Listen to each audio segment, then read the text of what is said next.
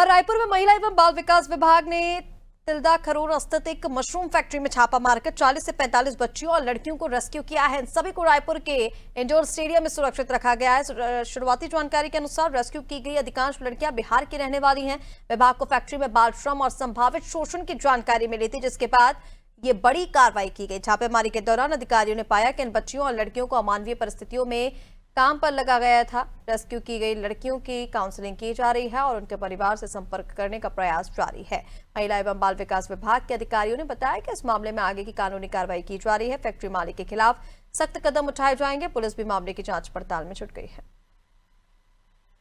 जिला से सर। भदोही जिला। हाँ सर। ये कहाँ से आप लोग मतलब किस लिए आपको लाया गया था? लिया गया था, हम लोग को बोला कि तुम्हारे लोग छोटे छोटे बच्चे हैं, अब तुम लोग चलो उसको लोग को प्रोत्साहित करो, उसको लोग को अच्छा पढ़ाओ लिखाओ कमाओ।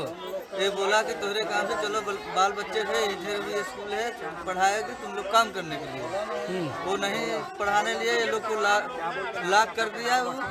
उसको बच्चे को खाना भी नहीं मांगने लिए, उसको मार के उसे बीमार कर देता था। हम लोग को वो इधर सुबह से जाता है, 2 बजे रात आता है, 1 बजे जगाता है, फिर सुबह से 2 बजे आता है रात को। अच्छा। जैसे साहब बच्चे लोग हमारे हम लोग को देखते हैं, बहुत रोते हैं साहब, बंद करके ताला रखता है।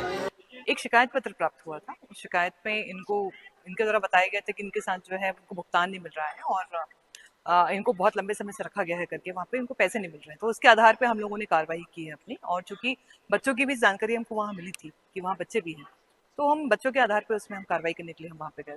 देखिए, आवासीय व्यवस्था तो बहुत अच्छी व्यवस्था नहीं थी और वो सारी चीजें थी वहाँ पे, आवासीय व्यवस्थाएं इतनी अच्छी नहीं थी वहाँ पे। उनका कथन लिया गया है, सभी का कथन लेकर के हम नियम के हिसाब से कार्रवाई करेंगे। क्या फैक्ट्री मालिक से किसी तरीके से बात की गई इस मामले में? हम इसमें कार्रवाई करेंगे। आपको मैं बता दूं इसमें कि नियम के अनुसार इसमें कार्रवाई सारी चीजें। और चलिए, इसी पर ज्यादा अपडेट के लिए रायपुर से संवाददाता कुलभूषण हमारे साथ फोन लाइन पर जुड़ गए हैं। कुलभूषण, ये बड़ी कार्रवाई की गई है जहां पर फैक्ट्री पर छापा मारा गया और बड़ी संख्या में यहां पर से लड़कियां मिली हैं। क्या कुछ इस पूरे मामले को लेकर अपडेट मिल पा रही है? कितने समय से ये फैक्ट्री यहां पर संचालित की जा रही थी? कब से ये लड़कियां यहां पर रह रही थी? देखिए, ये बड़ी विडंबना है कि जिस तरह से पूरी घटना वारदात हुई है और बहुत हद तक जो जानकारी अभी तक के सामने आई है वो बहुत हद तक की गलत है, जो कि महिला बाल विकास की ओर से वहां पर दी जा रही थी। दरअसल ये बात तब हुई जब हमें इसकी जानकारी मिली कि 30 से 40 लोगों को वहां पर लाके रखा गया है। जब हम वहां पहुंचे इंडोर स्टेडियम में तो हमें घुसने नहीं दिया गया। हम जबरिया वहां पर अंदर घुसे। अंदर घुसने पर हमें कुछ अलग ही सच्चाई जो है वो पता चली। 30 से 40 लड़कियों की जानकारी हमें मिली थी। अंदर जाके देखा गया तो करीब 80 से 90 लोग वहां पर मौजूद थे और सिर्फ लड़कियां नहीं, छोटे बच्चे, महिलाएं, पुरुष सभी वहां पर मौजूद थे। इन सभी को भदोही गांव यूपी और बिहार के कुछ एरिया से वहां पर लाया गया है और उन सभी को वहां पर ये कहा गया था कि आपको बच्चों को वहां पर पढ़ाई कराएंगे, वहां पर स्कूल भेजेंगे और साथ ही साथ आपको रोजगार भी वहां पर दिया जाएगा। और इसको यहाँ कहकर उनके साथ वहां पर मारपीट की जा रही थी, जबरिया काम करवाया जा रहा था। दोपहर 1 बजे उनको लेकर जाया जाता था, रात के 2 से 2:30 बजे वापस लाया जाता था।